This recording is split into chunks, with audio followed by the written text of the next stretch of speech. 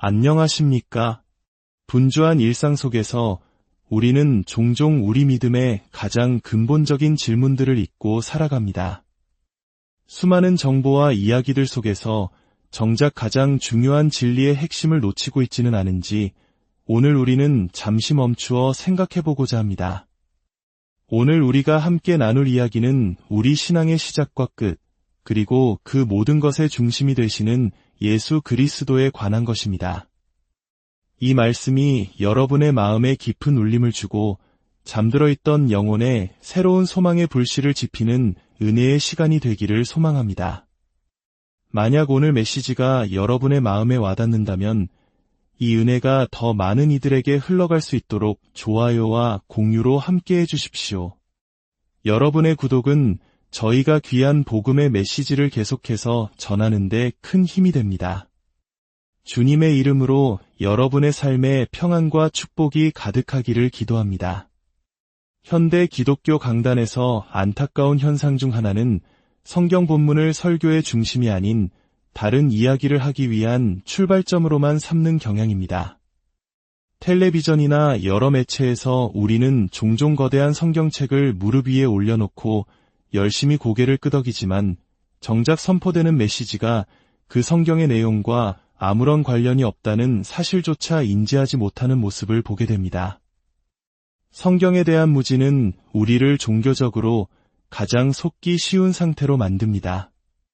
사람들은 자기 길을 즐겁게 해줄 거짓 스승을 찾아 헤매고 진리의 말씀에서 멀어져 갑니다. 그렇기에 사도 바울이 디모데에게 권면했듯 우리는 어떤 상황에서든 정신을 차리고 때를 얻든지 못 얻든지 항상 하나님의 말씀을 인내와 세심한 가르침으로 전하는 일에 충실해야 합니다.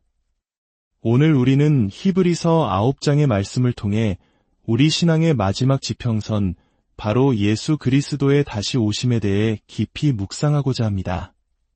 그리스도께서는 장래 좋은 일의 대제사장으로 오사손으로 짓지 아니한 것 곧 이 창조에 속하지 아니한 더 크고 온전한 장막으로 말미암아 염소와 송아지의 피로 하지 아니하고 오직 자기의 피로 영원한 속죄를 이루사 단번에 성소에 들어가셨느니라. 염소와 황소의 피와 및 암송아지의 죄를 부정한 자에게 뿌려 그 육체를 정결하게 하여 거룩하게 하거든 하물며 영원하신 성령으로 말미암아 흠없는 자기를 하나님께 드린 그리스도의 피가 어찌 너희 양심을 죽은 행실에서 깨끗하게 하고 살아계신 하나님을 섬기게 하지 못하겠느냐. 이 말씀은 그리스도의 사역을 세 가지 시점으로 보여줍니다. 첫째, 그분은 세상 죄를 지시기 위해 나타나셨습니다. 둘째, 지금 이 순간에도 우리를 위해 하나님 보좌 우편에서 중보하며 나타나 계십니다. 그리고 셋째, 그를 간절히 기다리는 자들을 구원하시기 위해 두 번째로 나타나실 것입니다. 매주일 수많은 그리스도인들이 함께 고백하는 사도신경처럼 우리의 신앙은 그리스도의 세 가지 나타나심에 그 뿌리를 두고 있습니다. 동정녀 마리아에게서 나신 초림, 하나님 우편에 앉아 계신 현재, 그리고 산자와 죽은 자를 심판하러 다시 오실 재림. 이것이 우리 믿음의 기둥입니다.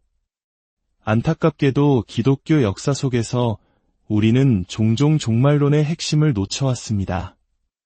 종말론은 단순히 세상의 마지막에 일어날 사건들의 목록이 아닙니다. 종말론의 알파와 오메가는 바로 그리스도, 즉 기독론의 완성입니다. 사도 바울이 디모데후서 4장에서 말했듯이 이의 면류관은 종말의 시간표를 완벽하게 계산해낸 사람에게 주어지는 것이 아니라 주의 나타나심을 사모하는 모든 자에게 주어집니다. 우리의 신앙 여정에서 첫째도, 현재도, 그리고 마지막도 모든 것의 중심은 오직 예수 그리스도여야 합니다. 신약 성경이 종말에 대해 가르치는 유일한 목적은 우리의 시선을 다시 오실 구주 예수 그리스도께 고정시키기 위함입니다. 만약 우리의 눈이 그리스도에게서 멀어지는 순간 우리는 가장 본질적인 것을 놓치게 됩니다. 사탄의 첫 번째 전략이 우리를 예수님에게서 떼어놓는 것임을 기억한다면 우리가 종종 오실 구원자 자체보다 세상의 마지막 날들에 대한 흥미로운 이야기에 더 쉽게 매료되는 이유를 알 수 있을 것입니다. 이는 마치 원리를 찾아라 그림책과 같습니다. 수많은 사람들로 가득 찬 복잡한 그림 속에서 오직 줄무늬 옷을 입은 원리 한 사람을 찾아내는 것이 목적인 책 말입니다. 오늘날 많은 설교가 이와 같은 나를 찾는 성경 읽기에 머물러 있습니다. 복음 속에서 나는 어디에 있는가를 찾으려고 애씁니다. 하지만 복음은 당신 자신을 찾으라고 기록된 책이 아닙니다. 복음은 우리 주 예수 그리스도의 위대하심과 영광을 드러내어 길 잃은 당신이 그분을 통해 발견되고 믿음으로 그분 안에서 발견되도록 기록된 책입니다. 이제 우리는 그리스도의 다시 오심에 대해 신약 성경이 가르치는 5가지 핵심을 중심으로 살펴보겠습니다. 첫째는 재림의 약속, 둘째는 그 방식, 셋째는 그 시기, 넷째는 그 목적, 그리고 마지막 5째는 그에 대한 우리의 반응입니다. 첫째, 재림의 약속입니다. 주님께서 왜 제자들에게 다시 오실 것을 약속하셨을까요? 그 약속이 주어진 배경을 이해하는 것이 매우 중요합니다. 예수님께서는 당신이 당하실 십자가의 수치와 굴욕, 그리고 배척에 대해 점점 더 명확하게 말씀하시던 바로 그 시점의 재림을 약속하셨습니다. 그분은 제자들이 눈앞의 고난과 패배가 이야기의 끝이 아님을 알기 원하셨습니다. 겟세마네와 골고다의 처절한 수모가 마지막 장면이 아니라는 것을, 오히려 그 모든 수치와 비례하는 전 우주적인 영광과 존귀가 사랑하는 주님을 위해 예비되어 있음을 보여주고자 하셨습니다.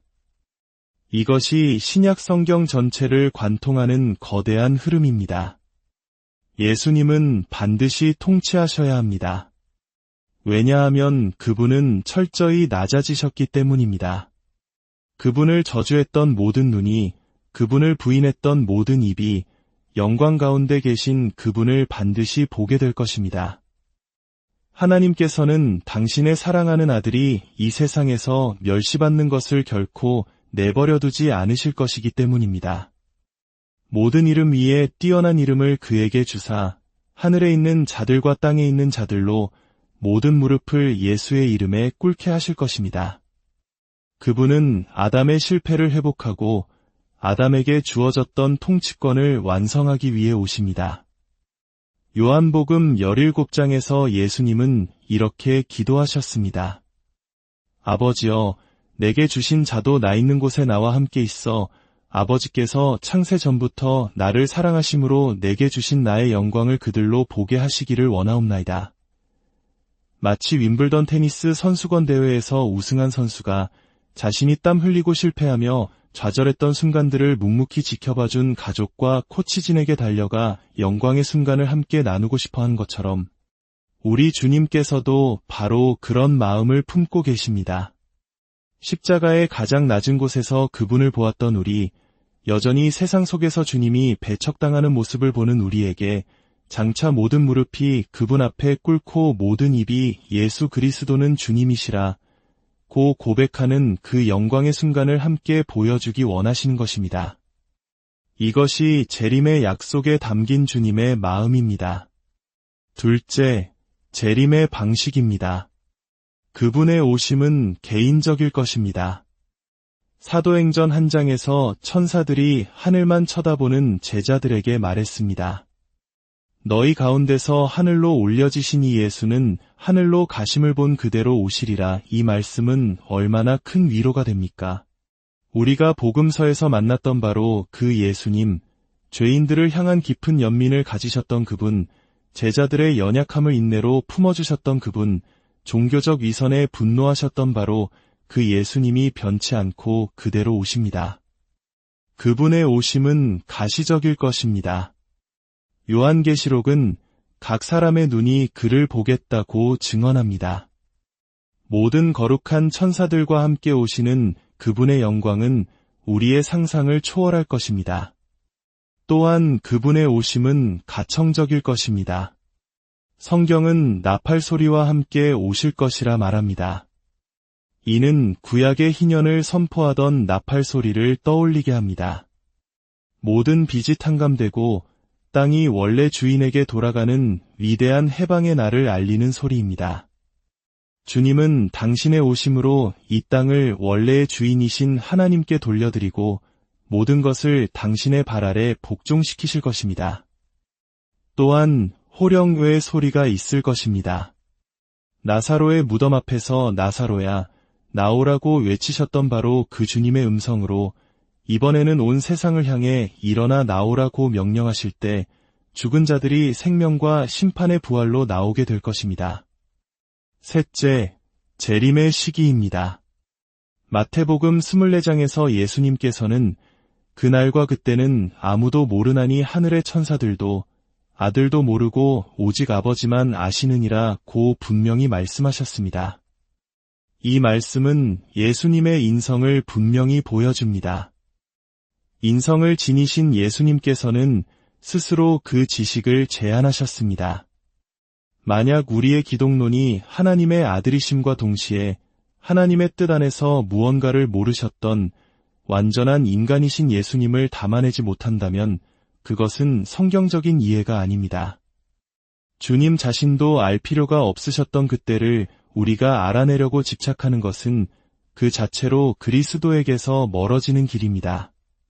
우리가 아는 것은 그때가 예기치 않게 도둑같이 임할 것이라는 사실입니다. 그렇기에 우리는 항상 깨어 준비해야 합니다. 베드로 사도가 설명했듯이 주님의 재림이 더디다고 느껴지는 이유는 하나님께서 한 영혼이라도 더 구원받기를 원하시는 그분의 오래 참으심 때문입니다. 만약 주님이 20년 전에 오셨다면 이 자리에 있는 우리 중 누군가는 여전히 죄 가운데 죽어 구원받지 못했을 수도 있습니다. 주님의 기다림이 바로 우리의 구원이 되었습니다. 넷째, 재림의 목적입니다. 그분은 세상을 심판하고 죽은 자를 일으키시며 우리의 구원을 완성하기 위해 오십니다. 악인을 정죄하고 당신의 백성을 옹호하실 것입니다. 우리의 이 비천한 몸을 당신의 영광스러운 몸과 같이 변화시키실 것입니다. 신음하는 모든 피조 세계를 새롭게 하실 것입니다. 그리고 궁극적으로 첫사람 아담이 실패했던 바로 그 일을 완성하기 위해 오십니다. 고린도전서 15장은 이 장엄한 그림을 보여줍니다. 그리스도께서 부활의 첫 열매가 되시고 그에게 속한 자들이 부활한 후 그분은 모든 원수를 발 아래 두실 때까지 통치하십니다. 그리고 마침내 모든 통치와 권세와 능력을 멸하시고 그 나라를 아버지 하나님께 바치실 것입니다. 마지막 아담으로서 인류의 대표자로서 아담이 실패했던 그 순종과 통치를 완벽하게 이루어 아버지께 돌려드리는 것입니다. 그때 아들 자신도 모든 것을 자기에게 복종하게 하신 이에게 복종하게 될 것이니 이는 하나님이 만유의 주로서 만유 안에 계시게 하려 하심입니다. 이것은 삼위일체 안에서의 종속이 아니라 성자께서 인성을 입고 이루신 구속사역의 영광스러운 완성입니다. 마지막으로 그에 대한 우리의 반응입니다. 첫째, 이 지연의 시간을 지혜롭게 사용해야 합니다.